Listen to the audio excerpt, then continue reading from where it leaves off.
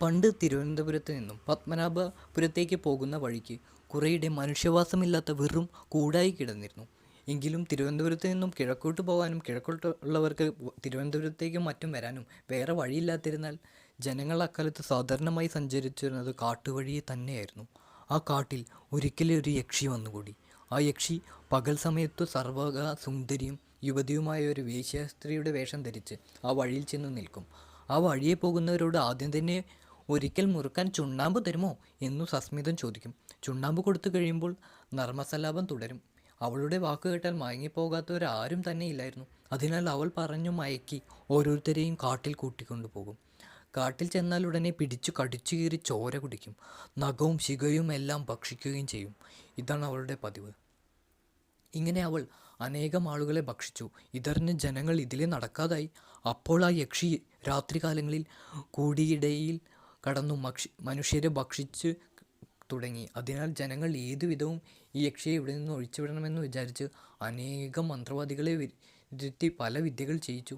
അതൊന്നുകൊണ്ടും യാതൊരു ഫലവും ഉണ്ടായില്ല. ഒടുക്കം ചിലർ കടമറ്റത്ത് ചെന്ന് കത്തനാരെ കണ്ടു. വിവരം പറഞ്ഞ് അദ്ദേഹത്തെ കൂട്ടിക്കൊണ്ടുപോയി. കത്തനാർ ആ സ്ഥലത്ത് ചെന്നപ്പോഴും യക്ഷി മേൽപ്പറഞ്ഞ വേഷത്തിൽ വഴി തന്നെ നിൽക്കുന്നുണ്ടായിരുന്നു. അദ്ദേഹം ചെന്നപ്പോൾ യക്ഷി പതിവ് പോലെ പുഞ്ചിരിച്ചുകൊണ്ട് "ഒന്നും മുറുക്കാൻ ചുണ്ണാമ്പ് തരുമോ?" എന്ന് ചോദിച്ചു. അത് കേട്ട കത്തനാർ സന്തോഷത്തോടുകൂടി "തരാമല്ലോ" എന്ന് പറഞ്ഞിട്ട് കുറച്ച് ചുണ്ണാമ്പെടുത്ത് ഒരു ഇരുമ്പാണിമേൽ വെച്ച് നീട്ടിക്കൊടുത്തു. അത് മേടിക്കാൻ യക്ഷി സ്വല്പം മടിച്ചു, എങ്കിലും മേടിച്ചു. അതോടുകൂടി യക്ഷി കത്തനാരുടെ ബന്ധനത്തിൽ അകപ്പെടുകയും അവൾക്ക് ഒന്നിനും ശക്തിയില്ലാതായി തീർന്നു. ചുണ്ണാമ്പോടുകൂടി ആ ഇരുമ്പാണിയിൽ കയ്യിൽ കൊടുത്തു എന്നാണ് യക്ഷിക്ക് തോന്നിയത്. എന്നാൽ കത്തനാർ ഒരു മന്ത്രം ജപിച്ച് ആ ആണി അവളുടെ ശിരസിൽ തറയ്ക്കുകയാണ് ചെയ്തത്. ആ വാസ്തവം യക്ഷി അറിഞ്ഞില്ല. ചുണ്ണാമ്പ് കൊടുത്തിട്ട് ഉടനെ കത്തനാർ നടന്നു തുടങ്ങി. ഒരു ദാസിയെപ്പോലെ യക്ഷിയും അദ്ദേഹത്തിൻ്റെ പിന്നാലെ നടന്നു. അങ്ങനെ നടന്നും ഇടയ്ക്കിടെ സ്ഥലങ്ങളിൽ താമസിച്ചു 4-5 ദിവസം കൊണ്ട് അവൾ കായംകുളത്ത് വന്നു ചേർന്നു. അവിടെ കത്തനാർക്ക് പരിചയമുള്ളൊരു വീടുണ്ടായിരുന്നതിനാൽ അദ്ദേഹം അവിടെ കയറി. യക്ഷിയും കൂടെ തന്നെ ഉണ്ടായിരുന്നു. ആ വീട് കത്തനാരുടെ മാതുലൻ്റേതായിരുന്നു അത്രേ. അവിടെ അക്കാലത്ത് കത്തനാരുടെ മാതുലിയും വയോവൃദ്ധയും വിധവയുമായൊരു സ്ത്രീ മാത്രമേ ഉണ്ടായിരുന്നുള്ളൂ. ആ വിധവ യക്ഷിയെ കണ്ടിട്ട് "ഇവൾ ഏതാണ്?" എന്ന് ചോദിച്ചു. കത്തനാർ "ഇവളെ ഇപ്പോൾ ഞാൻ എൻ്റെ ദാസിയാക്കിയിരിക്കുകയാണ്." "എന്താ ചോദിച്ചത്?" വൃദ്ധ എനിക്ക് സഹായത്തിന് ഇവിടെ ഒരു പെണ്ണുണ്ടായാൽ കൊള്ളാമെന്നുണ്ട്. ഇവിടെ ഞാൻ മാത്രമല്ലേ ഉള്ളൂ, അതാ ചോദിച്ചേ. കത്തനാർ "ഓഹോ, വിരോധമില്ല. വേണമെങ്കിൽ ഇവിടെ തന്നെ താമസിച്ചേക്കാം." ഇത് കേട്ട് വൃദ്ധയ്ക്ക് വളരെയധികം സന്തോഷമായി.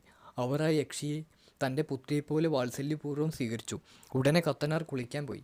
യക്ഷിയും വൃദ്ധയും കൂടി ഭക്ഷണത്തിനെല്ലാം കാലമാക്കി. കത്തനാർ കുളിയും ഊണും കഴിഞ്ഞ് സ്വല്പം ഒന്ന് കിടന്നു. വൃദ്ധയും യക്ഷിയും ഊണ് കഴിഞ്ഞ് ഓരോ വർത്തമാനങ്ങളും പറഞ്ഞ് അവിടെ വേറൊരു മുറിയിലിരുന്നു. ആ സമയം വാത്സല്യത്തോടു കൂടി അവർ യക്ഷിയുടെ തലമുടി ഭംഗിയായി കെട്ടിക്കൊടുക്കുന്നതിനായി ചീർപ്പെടുത്തു ചീകി. അപ്പോൾ എന്തോ തടഞ്ഞതായി തോന്നുകയാൽ അവർ സൂക്ഷിച്ചു നോക്കുകയും യക്ഷിയുടെ തലയിൽ ഒരു ഇരുമ്പാണി തറച്ചിരിക്കുന്നതായും കണ്ടു. ഉടനെ വൃദ്ധ അയ്യോ മകളെ, ഇതാ നിന്റെ തലയിൽ ഒരു ഇരുമ്പാണി തറച്ചിരിക്കുന്നു. ഇതെങ്ങനെ വന്നു? കഷ്ടം തന്നെ എന്ന് പറഞ്ഞ് ആണി വലിച്ചൂരി. തൽക്ഷണം യക്ഷി പൂർവ്വസ്ഥിതിയെ പ്രാപിക്കുകയും അദൃശ്യയായി ഭവിക്കുകയും ചെയ്തു. വർത്തമാനങ്ങൾ പറഞ്ഞുകൊണ്ട് അടുക്കൽ ഇരുന്നവൾ പെട്ടെന്ന് അദൃശ്യയായി തീർന്നപ്പോൾ വൃദ്ധ വല്ലാതെ പരിഭ്രമിച്ചു. കത്തനാരുടെ അടുത്ത് നിന്ന് വിവരം പറഞ്ഞു.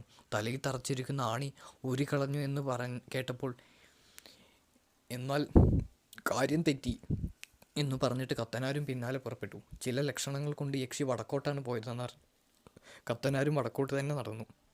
കുറച്ച് ദൂരെ ചെന്നപ്പോൾ യക്ഷി അതിവേഗത്തിൽ നടന്നു പോകുന്നത് കത്തനാർ കണ്ടു. കൂടെ എത്തണമെന്ന് വിചാരിച്ചു. കത്തനാരും ക്ഷണത്തിൽ നടന്നു. 2 പേരും മാന്നാറിൽ വന്നു ചേർന്നു. കത്തനാർ ആറ്റുകടവിൽ എത്തിയപ്പോഴും കടത്തുകാരൻ യക്ഷിയെ ഒരു തോണിയിൽ കയറ്റി.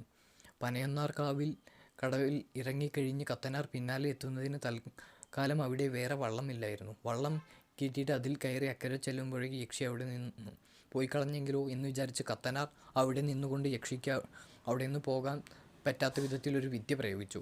പിന്നെ അദ്ദേഹം ഒരു വാഴയിൽ നിന്നും ഒരു തൂശനില മുറിച്ചെടുത്തു. വെള്ളത്തിലിട്ട് അതിൽ കയറി തുഴഞ്ഞ് അക്കരെ എത്തി. യക്ഷിയുടെ അടുക്കൽ ചെന്ന് "നീ എവിടെ പോകുന്നു? നിന്നെ ഞാൻ വിട്ടയക്കുകയില്ല. ജനങ്ങൾക്ക് യാതൊരു ഉപദ്രവവും ചെയ്യാതെ ഇവിടെ ഇരുന്നു കൊള്ളാമെങ്കിൽ ഞാൻ അങ്ങനെ അനുവദിക്കാം. അല്ലാത്ത പക്ഷം നിന്നെ ഞാൻ അറുത്ത് ഹോമിക്കും. ഏതാണ് നിനക്ക് സമ്മതമെന്ന് പറയുക" എന്ന് പറഞ്ഞു. അതുകേട്ട് യക്ഷി "ഞാൻ ആരെയും ഉപദ്രവിക്കാൻ ഇനി എന്നും ഇവിടെ ഇരുന്നു കൊള്ളാം. എന്നെ സംഹരിക്കരുതെന്ന് ഞാൻ അപേക്ഷിക്കുന്നു" എന്ന് പറഞ്ഞ് "ഇവിടെ ഇരുന്നു കൊള്ളാമെങ്കിൽ അങ്ങനെ സത്യം ചെയ്യുക" എന്ന് കത്തനാർ പറയുകയും യക്ഷി അപ്രകാരം ചെയ്യുകയും ചെയ്തു. അന്നു മുതൽ യക്ഷി അവിടെ തന്നെ താമസമായി. യക്ഷി അദൃശ്യയായിട്ടാണ് അവിടെ താമസിക്കുന്നത്. എങ്കിലും കറുത്ത വാവ് വെള്ളിയാഴ്ച ഇങ്ങനെയുള്ള ദിവസങ്ങളിൽ അർദ്ധരാത്രി സമയത്തും മറ്റു ചിലർ ആ യക്ഷിയെ സുന്ദരിയായ സ്ത്രീകളുടെ രൂപത്തും കത്തുന്ന തീയായിട്ടും മറ്റും ഇപ്പോഴും ചില കാലങ്ങളിൽ കാണാറുണ്ടെന്നാണ് കേൾവി. അവിടെയുള്ള ഭദ്രകാളി ക്ഷേത്രത്തെ പ്രധാനമാക്കി പറയുമ്പോൾ ജനങ്ങൾ ആ യക്ഷിയെ പനങ്കാവിലെ യക്ഷിയെന്നും ദേശപ്പേരിൻ്റെ അടിസ്ഥാനപ്പെടുത്തി പറയുമ്പോൾ പരുമല യക്ഷിയെന്നും പറഞ്ഞു വരുന്നു. ആ യക്ഷി അവിടെ വന്നതിൽ പിന്നെ ആരെയും ഒരു വിധത്തിലും ഉപദ്രവിച്ചായി കേൾവി പോലും ഇല്ല.